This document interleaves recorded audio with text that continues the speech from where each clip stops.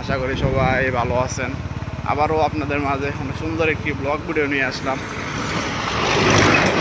আজকের ব্লগ ভিডিওটি হলো আমরা বিশাল বড় একটি কলা বাগানে ঘুরতে আসি।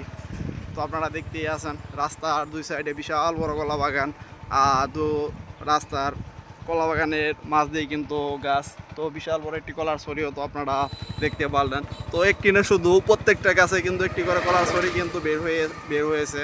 তো কলাগুলো কিন্তু দেখতে আমার অনেক সুন্দর লাগতেছে। আর বিশেষ করে তো দেখতেই পারতেছেন, তো আমি এদিকে মানুষজনের কাছেও শুনছি কলাগুলা খেতে কিন্তু অনেক মিষ্টিও হয়ে থাকে।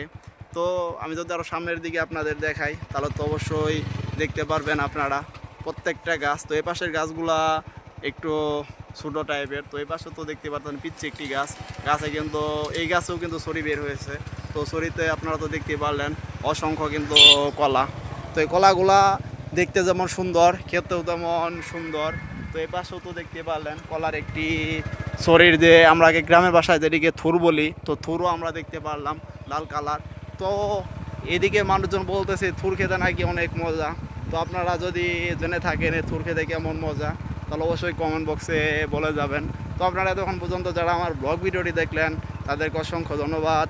আবারও দেখা হচ্ছে পরবর্তী কোনো ব্লগ ভিডিও নিয়ে।